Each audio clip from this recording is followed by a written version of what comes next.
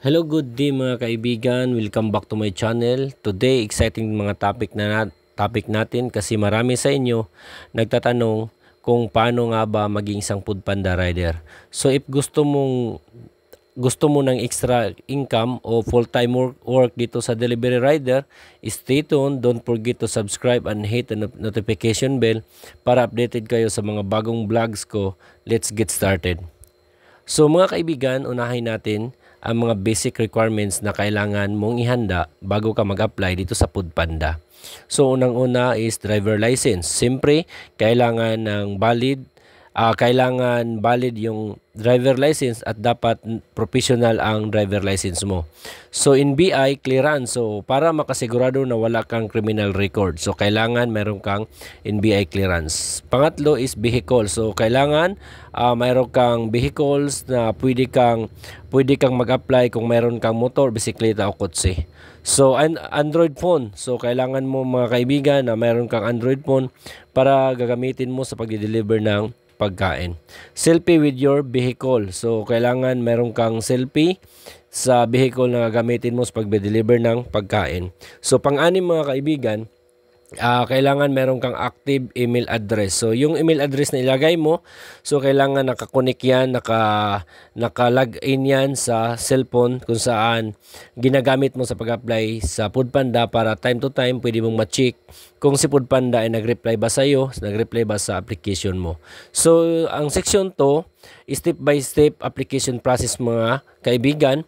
So, step 1, visit the Foodpanda Rider application page. So kung mayroon ka ng mga requirements, so ilalagay ko sa baba mga kaibigan yung sa description link or sa comment section, ilalagay ko doon mga kaibigan ang link kung saan doon ka mag-apply. So pangalawa, fill out the online application form. So maglagay ka ng basic info tulad ng name, contact number, email address at kung anong city ka mag-deliver. So doon sa step 2. Step 3, upload the required documents. So i-upload mo ang hininging documents tulad ng NBI clearance, driver license at selfie with your vehicle at ibang mga IDs. So step 4 mga kaibigan, so hintayin mo yung confirmation. Wait for the confirmation. After submitting, maghintay ka ng email confirmation mula kay Foodpanda. Usually may orientation na kasama para malaman mo kung paano gamitin ang Rider app at paano ka magsisimula.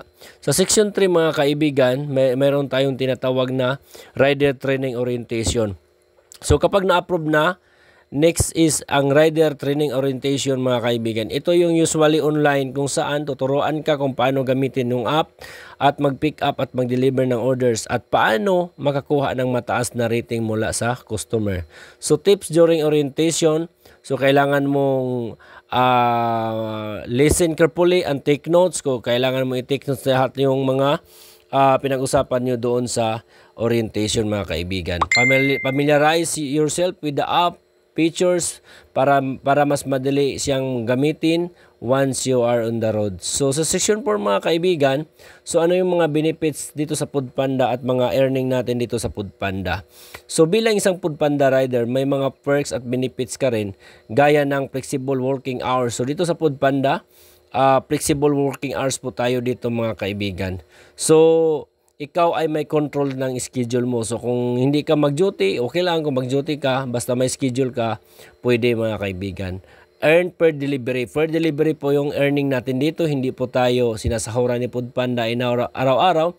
Pero yung earning natin dito is delivery, per delivery. Malaki ang kita, depende sa dami ng deliveries mo sa isang araw.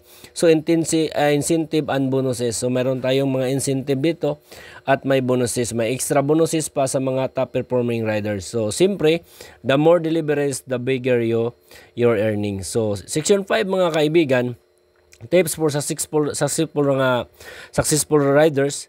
So before we end, ito yung tips ko para sa inyo para maging successful rider ka dito sa Foodpanda. So, be time efficient. So, mas maraming orders ang matapos mo kung maaga kang makakarating sa pick up at delivery location. So, maaga kang makakarating, hindi ka, alam mo na kung saan ka dadaan, alam mo na saan yung matraffic, at alam mo na yung mga shortcut. So, pwede mo yung gagamitin yung mga shortcut at saka use GPS. So, kailangan na gumamit ka ng GPS para maiwasan na malate. So gamitin GPS para mabilis mong mahanap ang location.